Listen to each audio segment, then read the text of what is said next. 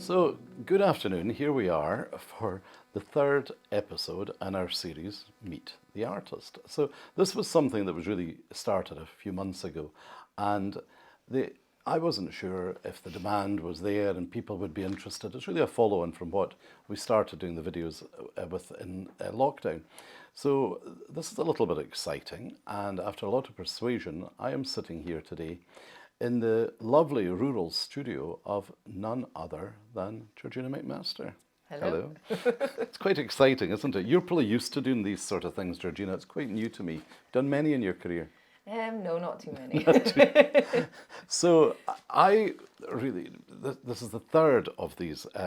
We started off with an interview with Anne Oram, we then followed with Stephen Mangan, and I'm cock-a-hoop to the variety of the artwork and everything here, and the variety of the studios. And, you know, this is attached to your home in Scotland, and it's a busy home. It's not like, you know, Stephen Mangan's studio was very much in a block of purpose-built studios, but explain a bit here, because this is your family home. Yeah. So I've got the 3 kids and the husband and 2 And how many dogs. dogs? 2 dogs. One who's behind me. Yeah, one who's behind you, Poirot and Piper, and also a cat called Marley. And yeah, I mean, it's great to be able to just come upstairs and leave everything downstairs and work. And do the children and the dogs and the husband leave you? Sometimes. Yeah, no, they sometimes come up and cause havoc, but usually they're quite good, or they're at nursery now, and yeah, and Alex is at work or out doing something in the garden, or so folding some washing. So here we are, Georgina McMaster, and you know, sometimes you allow some of your friends to call you Georgie, which I think I'll do. Okay. Or have I overstepped the mark? Not at all. So here we are, sitting here as we get towards the end of August, and I'm really absolutely thrilled because we've got the Aberdeen Art Fair on, I think it's the 3rd of September, just a week time from where this is being filmed. And we've got a couple of big paintings of yours going to be highlighted there, not specifically the paintings that we're going to be talking about later. But, you know, I opened the gallery 3 years ago and fought long and hard and kept knocking at your door because whether you like it or not, you are one of the most successful and established artists in the country. And we're probably talking about 20 years since you were at art school. Yeah. Quite a... Yeah. Have I got it right from my stats, Georgie, that you went to Edinburgh College of Art in 1998? Yes, 98. I'm not giving too many clues about your age now, am I? But I want to talk about you. I want to talk about your paintings in this little video, Meet the Artist series. But tell me a little bit about pre-1998, because you grew up in an area that I often mention in videos, my previous life, and people say, how did you know? Because I was going round the whole of Scotland, and you grew up in a lovely little village in Renfrewshire called Kilmacombe, didn't you? Yes, yes. Tell us about what age you were when you got an interest in art. I think I've just always, I don't even remember, because I've always drawing and painting and doing lots of things with my grandmother. Actually was very, very influential with all of us, and we did a lot of kind of, was very into people, lots of people then, and fashion as being a young girl. And then... Was this, sorry to interrupt, was this grandmother with the exotic name, Souchon? Souchon, yes, Souchon. So she wasn't from Govan, was she? Where was she from? No, she was from Holland. Oh, so, yeah. 'Cause it sounds French, right? Ah. Yeah. Was she an artist?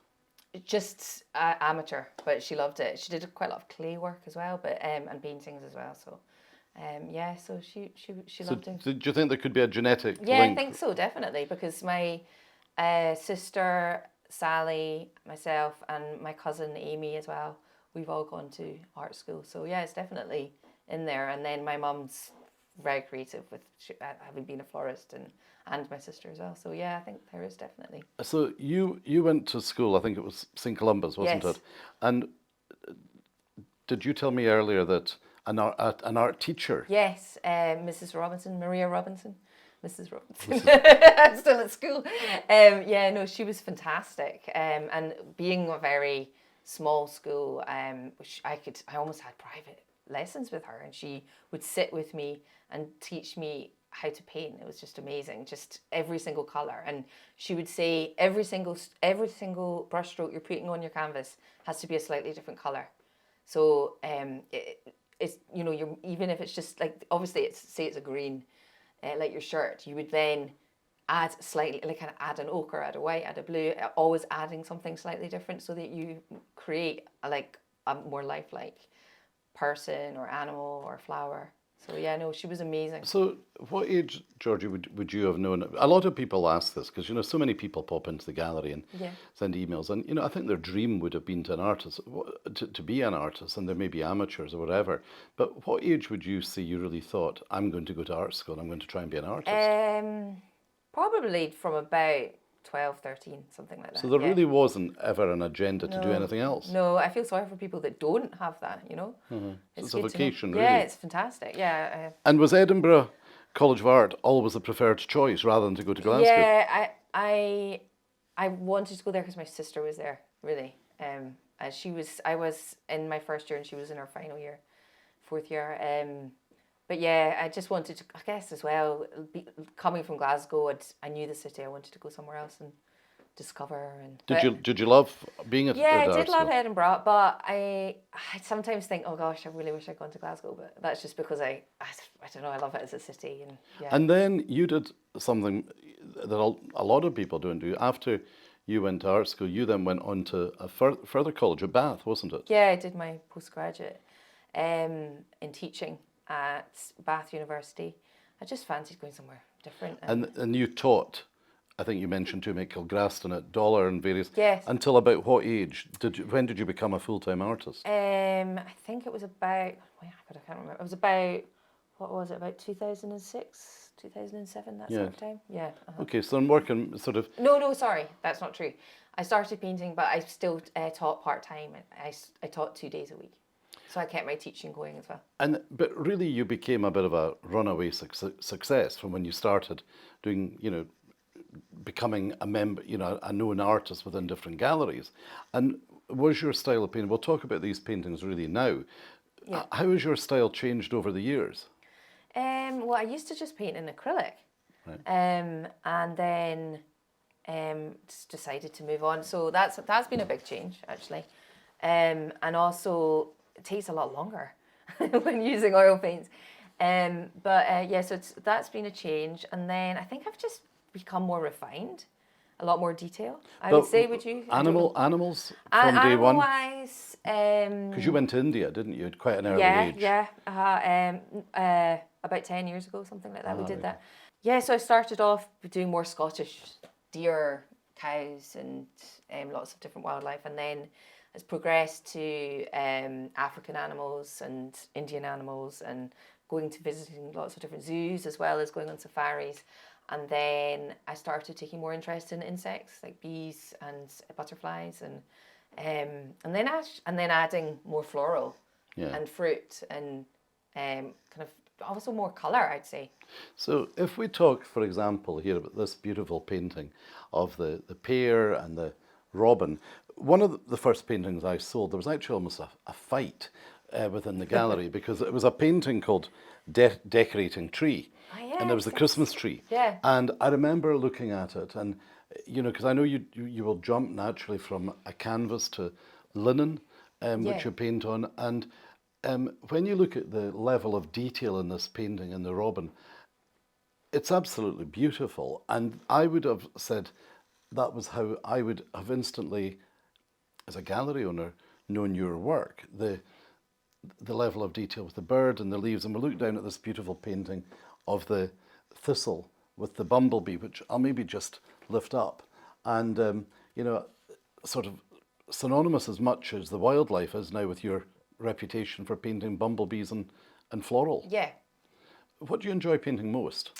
Just a variety. I suppose you I like doing the botanical thistles and things, and then I'll think, oh no, I really want to go back and do your style's always evolving, because we look at the great big blue tulip, which I've never seen, because we've had lots of paintings like the reds and the in fact, which we've sold of the ripples, for example, of the tulips. The tulips. And then your detail with the bumblebee, it's just incredible. Oh, thanks. But one of the paintings, which we sold recently, actually, because I'm learning as well, and the demand, we put a huge painting down to Glasgow Art Fair, and it was called. Can you strength and stay or stealth strength and stay? And it was Yeah. of a huge lion. Yeah. Maybe it'll drop in as Georgie and I are talking. It was just an incredible painting, and I had to rack my brains because I thought we've never had such a obvious wildlife painting before, and it was snapped up by somebody for his 26, 27-year-old for his flat in London, and he just wanted a massive statement on a clear wall. Yeah. And I think that's the other thing, because although you look at this painting, which is actually of your own dog, Yeah. and what you'll have in the subject is the most important part, isn't it? Yeah, definitely. Yeah. And the eyes as well. Yeah, definitely. And you kind of want to, not always, but kind of, especially if it's like an animal like Poirot or a lion or a giraffe, usually what you want them to follow you around the room. I always try and do that as well, unless I'm making a point of doing like a profile. But even he's looking at me right now. But yeah, I think that's what's... You love the natural environment, don't you? Yes. And just kind of getting, whether it be, I suppose, a flower on its own, you'll focus on the flower in its natural sort of, what am I trying to see here? It's quite a clean background, isn't it? And you'll Yeah. photograph very much on the animal or the flower on its own. Yeah. Oh, yeah. Sorry. Yeah, I see what you mean. Yeah, that's what I do. Yeah, definitely. No, it's beautiful. Sometimes I have experimented a bit with more background, but I know I just like to kind of single out the animal and or the flower. Yeah, definitely. There's a cleanness to the Yeah, painting as well, definitely. isn't This there? one isn't actually. That Yeah. one's a bit different. But that's for my husband, so I'm doing it slightly differently. But I've used to do a lot more drippy stuff actually as well in the past, but I've kind of steered away from that a bit too. But.